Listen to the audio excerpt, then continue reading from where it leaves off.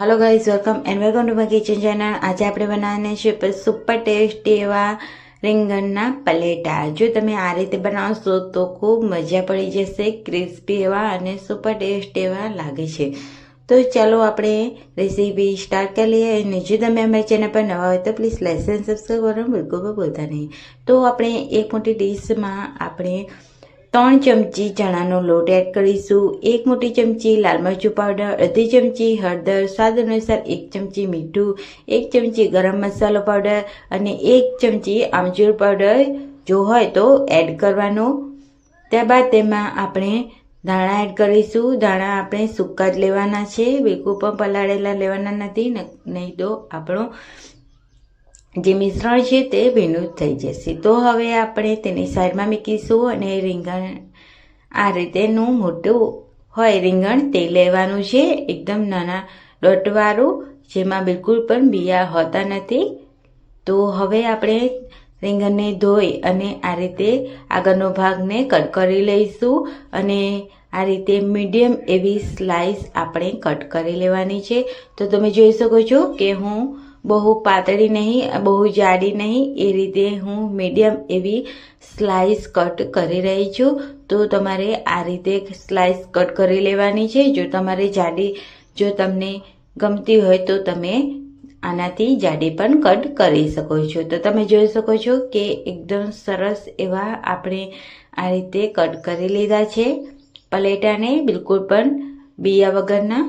તો હવે આપણે તેમાં આ રીતે કાપા કરી લેવાના છે। તો બંને બાજુથી આપણે આ રીતે કાપા કરી લઈશું, જેથી જે મસાલો છે તે અંદર સુધી પહોંચે અને એકદમ ટેસ્ટી એવા પલેટા આપણા તૈયાર થાય।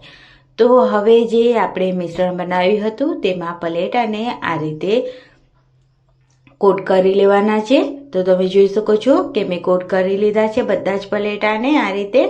તો હવે આપણે ઢાંકણ ઢાંકી અને 15 મિનિટ માટે રેસ્ટ માટે મૂકીશું।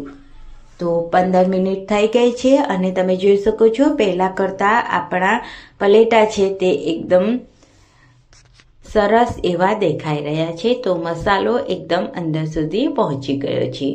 તો હવે આપણે ગેસ ઉપર કઢાઈ મૂકીશું, તેમાં 2 મોટા ચમચા તેલ એડ કરીશું અને આ રીતે પલેટાને ડીપ કરીશું। તો તમે તવામાં પણ બનાવી શકો છો અને આ રીતે તેને મીડિયમ ટુ લો ફ્લેમ પર તેને શેકી લેવાના છે। તો એકદમ સરસ એવા ગોલ્ડન બ્રાઉન થાય એક સાઈડથી, એટલે બીજી સાઈડ પલટાવી લેવાના છે। તો મીડિયમ ટુ લો ફ્લેમ પર જ આને બનાવવાના છે। ખૂબ ટેસ્ટી એવા લાગે છે અને ઝડપથી બનીને રેડી પણ થઈ જાય છે। તો ડિનર માટે ખૂબ ટેસ્ટી એવા લાગે છે। તો તમે આ પલેટા એક વખત જરૂરથી ટ્રાય કરજો। તો બંને બાજુથી ક્રિસ્પી કરી લીધા છે। તો હવે આપણે તેને સર્વિંગ પ્લેટમાં સર્વ કરી લઈશું। તો તમે જોઈ શકો છો કે જોઈને જ ખાવાનું મન થઈ જાય તેવા પલેટા આપણા રેડી થઈ ગયા છે, એકદમ ક્રિસ્પી એવા પલેટા।